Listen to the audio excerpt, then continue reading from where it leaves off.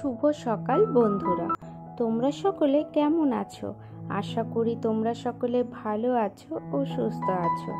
আমার নতুন একটা ব্লগে তোমাদেরকে অনেক অনেক স্বাগত। হচ্ছে বৃহস্পতিবার আর এখন ঘড়িতে বাজে ওই 6:45 মতন। এখন থেকে তোমাদেরকে সাথে নিয়ে আমার নতুন একটা ভিডিও শুরু করলাম। আই হোপ ভিডিওটি তোমাদের ভালো লাগবে।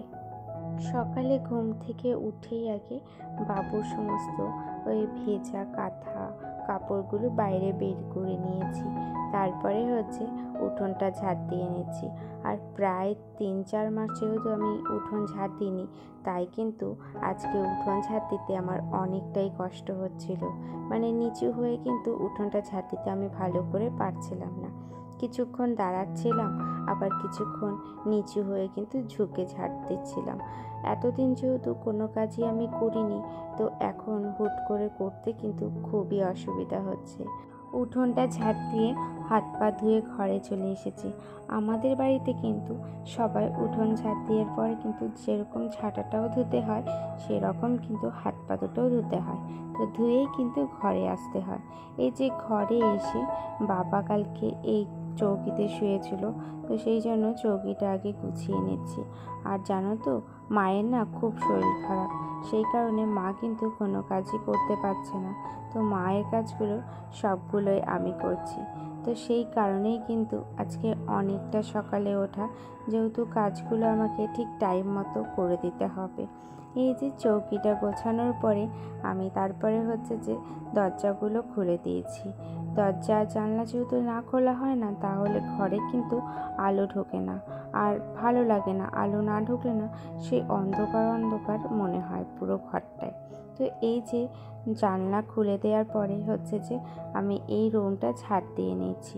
দুটো রুমই ঝাড় দিয়ে নিয়েছি, যেহেতু ওই রুমে মা আর বাবু শুয়েছিল, তো সেই কারণে আর ওই রুমটা আমি দেখালাম না। তো এই রুমটা ঝাড় দিয়ে এরপরে কিন্তু বাইরেটা আমি পরিষ্কার করে ঝাড় দিয়ে নিচ্ছি।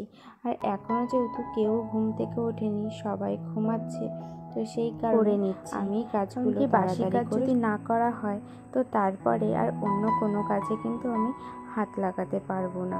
তো সেই কারণে আগে ভাবলাম তাড়াহুড়ো করে বাসি কাজগুলো আমি করে নিই। আর জানো তো, এই পাপোশগুলো প্রত্যেক দিন না খুবই বালি পড়ে, বালিতে না নোংরা হয়ে যায়। তো সেই কারণে প্রত্যেক দিন পাপোশগুলো বাইরে নিয়ে ঝাড়তে হয়। আর যদি বাইরে না নিয়ে ঝাড়া হয় না, সেই বালিগুলো কিন্তু থেকেই যায়। এইদিকে মা আর বাবু উঠে গেছে। ওই যে মা আর বাবু কিন্তু সিঁড়িতে বসেছিল, বাবু একটু রোদ পোয়াচ্ছিল, তো সেই কারণে। তারপরে বাবুর প্রত্যেকটা কাঁথা আর কাপড়গুলো ধুয়ে দিয়েছি। ওই যে সকালবেলা বের করেছিলাম, আর কিন্তু আমার তখন ধোয়া হয়নি। ওই ধুতে ধুতে কিন্তু আমার ওই 8:30 পৌনে 9 বেজে গেছিলো ঘরের সমস্ত কাজ করে উঠতে। তো তারপরে জামা প্যান্টগুলো কিন্তু আমি মেলে দিচ্ছি। মেলে দেওয়া হয়ে গেছে আমার সমস্ত জামা প্যান্টগুলো। তারপরে ঘরে চলে এসেছি। ঘরে এসে এই রুমটা গুছিয়ে নিচ্ছি। এই রুমে কিন্তু বিছানাটা আমার গোছানো হয়নি। মা আর বাবু ওঠার পরে আমি ওই জামা প্যান্টগুলো কাচতে চলে গেছিলাম, তো সেই কারণে আর আমার এই বিছানাটা গোছানো হয়নি। আর আমি এখন একটা কাজ করতে গেলে কিন্তু টাইম লেগে যাচ্ছে, কারণ কি কিছু কাজ করতে গেলে বাবু জেগে যায়, বা কখনো বাবু দুধ খেতে ইচ্ছে করে, বা এইগুলো করতে করতে না কাজগুলো কিন্তু অনেকটাই টাইম লেগে যায়। সেই কারণে কিন্তু যেই কাজগুলো আমার হয়তো 10 থেকে 15 মিনিটে শেষ হবে, সেই কাজগুলো কিন্তু আমার আধ ঘন্টা লেগে যাচ্ছে। তো কিছু তো করার নেই, এইভাবেই কিন্তু এখন আমাকে চলতে হবে। যতদিন না বাবু বড় না হচ্ছে, আমার কিন্তু কাজের টাইমগুলো এই রকমভাবেই বাড়বে। তো এই দিকে ছোট্ট ওয়ার্ডরোবটা মুছে নিচ্ছি। অনেক দিন হয়েছে ছোট ওয়ার্ডরোবটা মোছা হয়নি, তো সেই কারণে ছোট ওয়ার্ডরোবটা মুছে নিচ্ছি। আর আগের দিন রাত্রেবেলায় ওই জিনিসগুলো নিতে গিয়ে না এলোমেলোভাবে পড়ে গেছিলো, তো সেই কারণে ভাবলাম একেবারে গুছিয়ে নিই, তাহলে কিন্তু ভালোই হবে। এমনিতেও প্রত্যেকটা সাদা অংশের জায়গাগুলোতে কিন্তু ভালোই ধুলো পড়ে গেছে। আর আমাদের বাড়িতে এতই নোংরা পড়ে যে একদিন দুদিন যদি না মোছা হয় না, সেই নোংরাটা কিন্তু হাত দিলে কিন্তু অনেকটা কিন্তু নোংরা ওঠে। তো সেই কারণে আমি এই ওয়ার্ডরোবগুলো সুন্দর করে গুছিয়ে নিচ্ছি, আর যেখানকার জিনিস না সেইখানেই রেখে দিচ্ছি। এইগুলো প্রত্যেক দিনই আমার কাজে লাগে। বাবুর কিছু ওষুধ, বাবুর কিছু ক্রিম, আমার কিছু ওষুধ, তো সেই জিনিসগুলো লাগে বলে আমি সেই জিনিসগুলোকে ওপরে রাখি, আর নিচে যেই দরকারি জিনিসগুলো থাকে সেগুলো ওপরের থাকটাতে রাখি। তাছাড়া কিন্তু বাদ বাকিগুলো সেই রকম দরকার না, বাট ওই টুকিটাকি প্রয়োজনের মতন কাজে লাগে। তো এই দিকে আমার দেখো ওয়ার্ডরোবটা গোছানো হয়ে গেছে। তারপরে না রান্নাঘরে চলে এসেছি, আর সকালে টিফিনও কিছু করা হয়নি। সকালে সবাইকে চা করে দিয়েছিলাম, ওই যে ওটাই।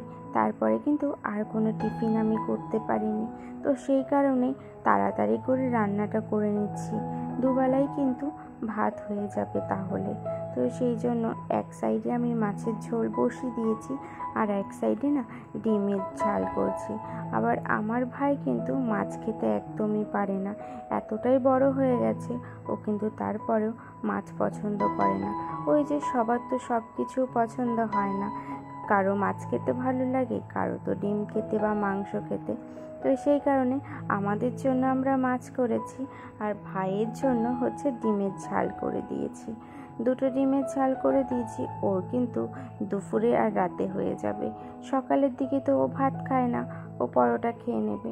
তো ওই যে ওইদিকে মাছটা হয়ে গেছে, মাছটা নামিয়ে দিলাম। এরপরে হচ্ছে যে এই সাইডে হচ্ছে চাল কুমড়ো বসিয়ে দেব। আমি না এর আগে কখনোই চাল কুমড়ো রান্না করিনি, তো মা বলছিল ওই লাউর মতন করে রান্না করতে হয়। তো সেই কারণে সর্ষে ফোড়ন দিয়ে আমি কিন্তু চাল কুমড়োটা ছেড়ে দিয়েছি। আর জানো তো বন্ধুরা, তারপরেই আমার সাথে কিন্তু একটা খারাপ দুর্ঘটনা ঘটে যায়। আমি যেই ফোনটাতে ভিডিও করছিলাম সেই ফোনটা জানো তো পড়ে যায় স্ট্যান্ড থেকে। তো পড়ে যাওয়ার পরে দেখলাম যে ডিসপ্লেটা না খুলে গেছিলো। তো আবার কি করব, ওইভাবেই কিন্তু আমাকে ভিডিওগুলো অফ করে দিতে হয়েছে। সেই কারণে আমি কিন্তু আর কোনো রান্নার ভিডিওই করতে পারিনি। এই যে এদিকে আমি ডিমের ঝাল, মাছ, লাউ আর হচ্ছে যে শাক করে নিয়েছিলাম, তোমাদের সাথে আমি সেটাই শেয়ার করলাম। তারপরে ঘরটা হচ্ছে যে মুছে নেব, অনেকটা বেলা হয়ে গেছে। তো ঘরটা মুছে নেব, মুছে কিন্তু স্নান করতে যাব। তার মিডিলে বাবুকেও স্নান টান করিয়ে দিয়েছি। বাবু এদিকে স্নান করে খেয়ে দিয়ে কিন্তু ঘুমাচ্ছে। ও যতক্ষণ ঘুমায় ততক্ষণ কিন্তু আমি নিশ্চিন্ততে কাজগুলো করতে পারি, কোনো টেনশন হয় না। কিন্তু যখনই ও উঠে যায় ওর পাশেই বসে থাকতে হয়। বসে যদি না থাকা হয় না, তাহলে কিন্তু ও কান্নাকাটি শুরু করে দেয়। তো এই কারণে আমি চেষ্টা করি যখন ও ঘুমায় তখন কিন্তু সমস্ত কাজগুলো করে নেবার। ঘরটা মুছে স্নানটা করে ঘরে চলে এসেছি। আর ঘরে এসে ওই যে সকালে দেখেছো জামা প্যান্টগুলো বাবুর কাঁথা, তারপরে হচ্ছে যে কাপড় এগুলো মেলেছিলাম, সেগুলো হচ্ছে যে শুকিয়ে গেছে। তো ঘরে এনে গুছিয়ে ওর বাস্কেটটার মধ্যে সুন্দর করে ভাঁজ করে রাখছি। আমি না প্রত্যেক দিন বাস্কেটটাতে এক সাইডে কাঁথা রাখি আর একটা সাইডে কাপড় রাখি, তাহলে আমার নিতে খুবই সুবিধে হয়। কারণ কি তখন এলোমেলো কিন্তু ভাইয়ের জিনিসগুলো কিন্তু একটু ধুলো পড়ে গেছে। প্রত্যেক দিন সকাল বিকেল দুবেলায় কিন্তু মুছতে হয়, তারপরেও কিন্তু ধুলো পড়ে যায়। তো আজকের মতন ভিডিওটি আমি এখানে শেষ করলাম। যদি তোমাদের ভিডিওগুলো ভালো লাগে তাহলে আমার সাথে থেকো।